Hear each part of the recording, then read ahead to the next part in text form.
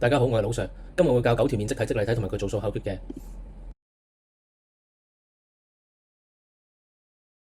第一條題目 A part， 唔好搞亂線形面積同線形弧長嘅分別。面積有二次，但弧長冇二次，但有乘二。記法就係二仔彈上彈落，兩個未知數相乘 R 乘 R 例如 R 二次係二為面積，一個未知數 R 係一為長度。第一條題目 B part， 線形周界係弧長加兩半徑，好多同學唔記得加翻兩半徑。第二條題目 A part， 柱體體積係底面積 ABCD 乘立體高 DE， 底面積係柱體沿住立體高同一方向切出嚟嘅面積塊塊都一樣，而立體高就係切嘅方向長度。提你，梯形面積係上底加下底乘高除二。第二條題目 B part， 側面面積次子面積係底周界乘立體高，總表面面積等於側面面積加底面積乘二。見到梯形或等腰三個人就慣性加高，將高拍埋去斜邊，再用不是定理。何謂對手？面積嘅對手係另一個面積，體積嘅對手係另一個體積。要揾體積，首先揾你另一個對手體積，再除以對手自己比例。比例係指高二次或三次，面積係二次，體積係三次。最後再乘以所揾體積嘅比例，例如高比。比例得4個可能性：大高比、細高比、大高比加細高比、大高比減細高比。當中大高比加細高比叫總比或和比，大高比減細高比叫平折頭體差比。第三條題目 A part， 較大嘅球體體積嘅對手係體積之和3/14派，因為較大嘅球體嘅半徑等於較小嘅球體嘅直徑，所以半徑比係1:2。對手係兩球體之和體積，除以對手自己總比邊比3次，例如1 3次加2 3次，再乘以所需大邊比3次，例如乘2 3次。邊比之所以係3次，因為對手係體積。如果對手係面積，就要除乘邊比2次。記住，比例只有大、細、大加細、大減細，然後多數用高比，大圓追高，減細圓追高比。第三條題目 B part， 因為 A part 計咗較大嘅球體體積，依家用基本公式計較大嘅球體半徑。兩球體嘅表面面積之和嘅對手係大球體總表面面積，而佢公式係4派 R 二次，再除以對手自己大比，例如除2二次，再乘以所需總比，例如乘1 2次加2二次。因為總比係題目所需面積。提你，如果計半球體表面面積，要額外加翻橫截面平面面積。第四條題目 A part， 運用對手根次除乘法，牛奶嘅最終體積對手係體積444派，再除以對手自己平折頭體高比3次差。布丁形狀，中圓追高3次16 3次，減細圓追高3次12 3次，再乘以所需中圓追高比3次，例如乘16 3次。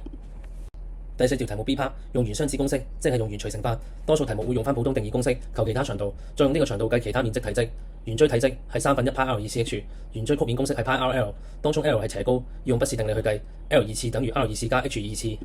第五條題目 A part， 運用對手根次除乘法，浸濕嘅曲面面積對手係大圓錐曲面面積，再除以對手自己大圓錐高比2次，例如除96 2次，再乘以所需平折頭體高比2次差，例如乘開括弧96減60加28刪括弧2次減開括弧96減60刪括弧2次再刪括弧。布丁形狀，即係中圓錐高比2次減細圓錐高比2次。第五條題目 B part， 水嘅體積係大圓錐體積，再用除乘法高比3次，圓錐高係由頂尖畫線至圓錐圓面底部。第六條題目 A part， 錐體體積係1/3底面積乘高，但因為底係圓形，所以底面積係派 R 二次。撳機唔撳派，但寫答案留翻個派。第六條題目 B 一 part， 球體體積係4/3派 R 3次，然後半球體要除以2。第六條題目 B 二 part， 用橫直斜咁旋轉半徑，當中唔篤爛嘅平面就唯有係斜半徑，跟住用不是定理斜減高加計翻平折頭體嘅高。最後計平折頭體體積，用對手根次除乘法，因為高比半徑較為齊全長度，所以用高比3次計體積比。記得用圓物圓錐高，唔可以用平折頭體嘅高，因為圓錐同平折頭體唔相似，而唔相似就唔可以用相似圖形公式，體積比都係邊比3次。運用對手根次除乘法，平折頭體體積對手係大圓錐體積，再用佢除以對手自己嘅高3次，例如除96 3次，再乘以所需圖形平折頭體嘅高比，即係大圓錐高3次減細圓錐高3次，例如乘開括弧96 3次減開括弧96減3/6刪括弧3次再刪括弧。小心唔係大圓錐高減細圓錐高再3次。計完平折頭體體積，再用半球體牛奶減去平折頭體體積，就計到成圓牛奶體積。最後因為佢要同實數乘點3 M 3次做比較，所以要撳散個體積個派，再除以100嘅3次，再試寫唔入至3位有效數字。最後記得比較大小寫翻個單位，因為不等式同題目宣稱唔吻合，所以唔同意。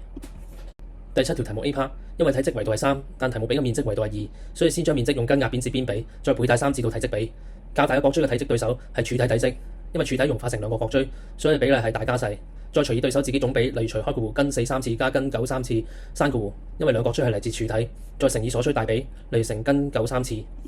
第七條題目 B part， 我哋先計大角錐總表面面積，再除乘計翻小角錐總表面面積，先畫3垂線，再用不是定理計翻斜高，當中底高係18除2，因為有4塊相同嘅斜面側面面積，所以面積係底18乘斜高除2乘4，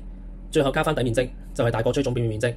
然後用除乘法計翻小面積，因為本身9 4係面積比，所以唔使將佢搓圓撳扁。